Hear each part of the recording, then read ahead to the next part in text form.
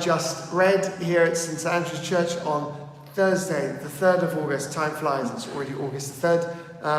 And we have Nadia and Mike and the jingle.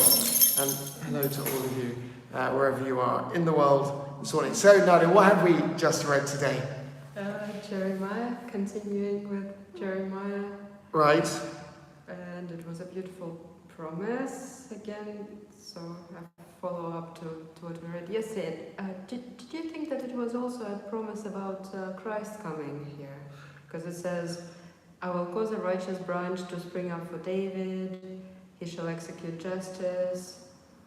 It does talk about, yeah, and also all the offspring of Abraham, Isaac and Jacob, which is all part of the same, the house and the descendants. Yeah, and then Jesus comes from the house of David. Right. So I thought it's exactly indicates to Christ coming. That's how it felt.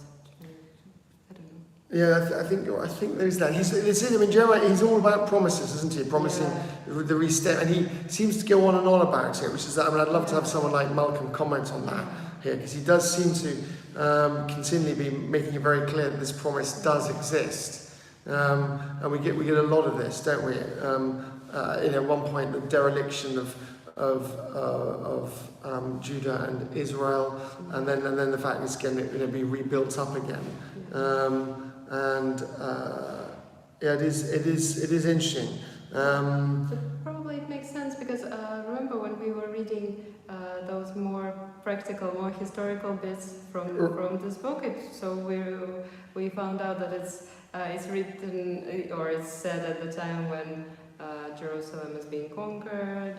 So by Babylonians, so they're going to enter this period of captivity. So right. It makes sense that there are those powerful promises. And it's interesting that the hosts of heaven cannot be numbered.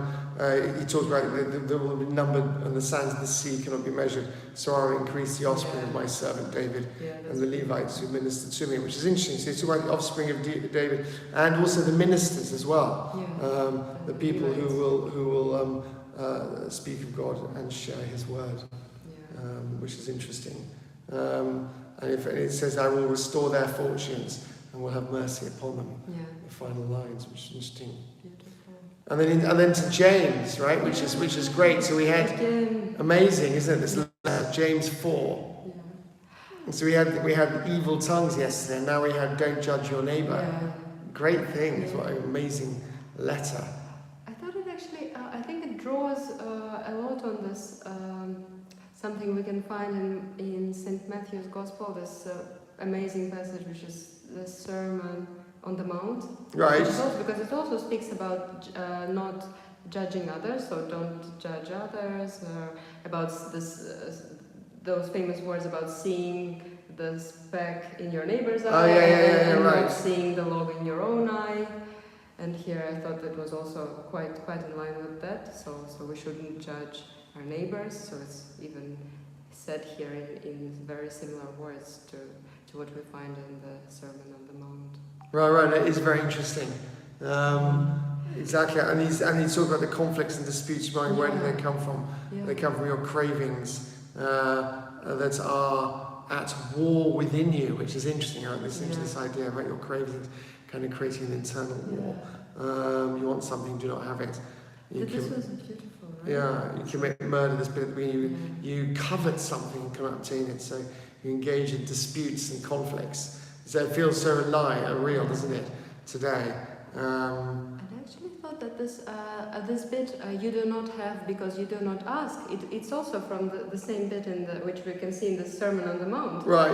Because it says, "Ask and it will be given to you; search and you will find." Right. Knock and the door will be opened. Yeah. So that's great. I hadn't thought of that. So I think it's very and it's such a beautiful promise. I think so. We should ask and then do not be afraid to ask, but ask. And it's easy, this idea, do you not know that friendship with the world is enmity with God? Whoever wishes to be a friend of the world becomes an enemy of God, which is interesting, isn't it? It's obviously talking about material things, isn't it? There's the possession with objects and having stuff. And it's true, I think the more stuff you have, it really kind of becomes heavy. Yeah, sometimes if you get caught up in In things. bits and in getting things, yeah, and you can really disappearing down that rabbit hole. And have you noticed that it again mentions those double-minded people? Because we had it earlier when we started reading from James, and here again it mentions, so it says, cleanse your hands, purify your hearts, you double-minded. So it's about doubt, so asking God, but asking confidently, not being double-minded. So I think it's interesting. Such a nice... And it's simply, I have also this other bit, let your laughter be turned into mourning and your joy into dejection. Again, it'd be interesting to have someone like Malcolm comment on that. I find that's a hard challenge to understand, that one. Sometimes with bits which are a bit of a mystery.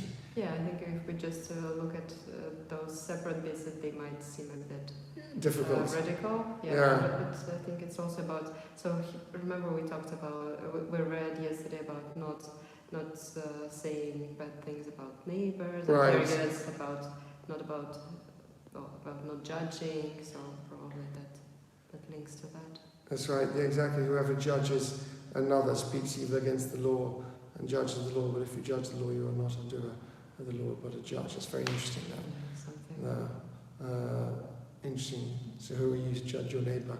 The final phrase. Yeah, great. It's a great letter. That lots of stuff. So much to think about. Amazing. Things.